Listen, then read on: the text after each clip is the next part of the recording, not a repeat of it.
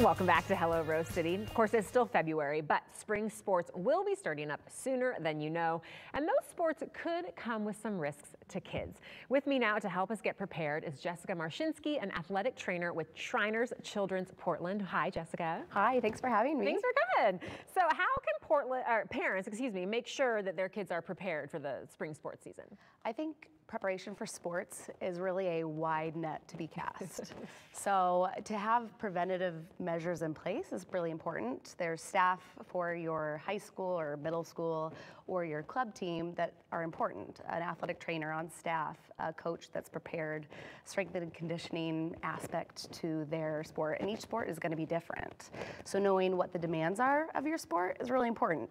You're going to prep a long distance track athlete different than your tennis athlete. Sure, and age probably factors into that as well. If they're a little kid just getting into it, you're not going to have to doing all the larger strength training that a teenager might do. Right, and your bones are different as a kid. You have growth plates, you have sites where your muscles attach. Think of Osgood ladders, jumper's knee. Oh, okay. And so these young kids have different risks than an adult bone and an adult athletics. Yes, I wanted to ask you about that because on your website it does say children are not small adults, and it kind of made me chuckle. But of course that's serious because so an injury to an adult will affect a child differently. The same broken arm, for example. Absolutely correct. So if let's say a kid has a foosh event, it's a fall on an outstretched hand, it's easier to say foosh, but and they have a forearm fracture, we're going to be looking at their growth plates and considering that and their joint space a lot more than we would, I think, an adult bone. Yeah. And you know, this is Oregon, so even though spring sports start in March, April, it's still going to be cold. So what type of cold weather injuries do you typically see at Shriners Children's? So our winter athletes right now, we have people up on the mountain, right, snowboarding, skiing, and we see a handful of knee injuries with hitting a jump a little wrong or encountering ice and falling onto the edge of their shoulder, maybe sustaining a clavicle fracture. That's something we see.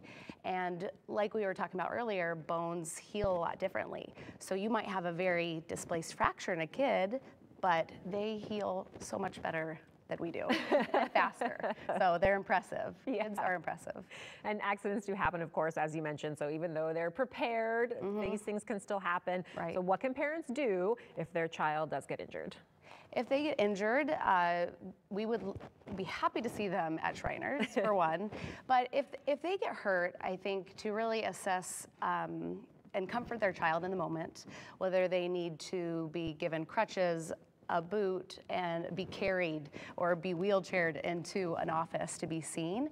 And knowing that a pediatric injury is different than adult injury is super important. To have a pediatric specialist's eyes on their kid is important. They're growing bones.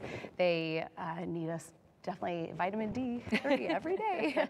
We don't get it right now with the sun, you know, not here as much, but there's different things to consider that it's really important to have, whether it's your PCP evaluating them and them determining the referral, or them walking in, you know, and seeing us. Yeah, tell me more about the walk-in fracture and sports injury clinic, because that's where you work. Right. Yeah. So who's all there? And that's a place where they can get treated in the moment, right after the injury, but then come back for follow-up care. Correct. So we might see a same-day injury, somebody sprinting 40-yard dash, feeling a pop in the hip.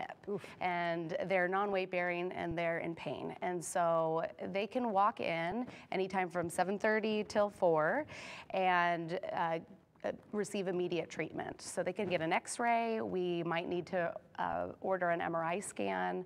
It is staffed with our PAs on staff, a nurse practitioner, and then we also have a surgeon available who's on staff during our fracture clinic. So if there's any questions, 3 heads are better than 1, and anything to provide the family with comfort in the moment. It's a scary thing when your kid is in pain and they're hurting and you don't know why, and you don't know how urgent to treat it. Yeah. And that's something we're having a specialist to know how urgent it is, and we need to cast this, or we need to reduce a fracture, or they need an MRI scan, whatever it might be, to let the professionals help you make that decision for your child. Yeah. It's a resource. Yes, and then to have a specialist in pediatrics is great. If you want more information on the clinic or any of Shriner's other services, give them a call or visit their website. That information is right there on your screen. Jessica, thanks so much for coming and sharing all this with us. It's great and helpful information. Absolutely. Happy to be here. All right, we'll be right back with more Hello Rose City. Don't go away.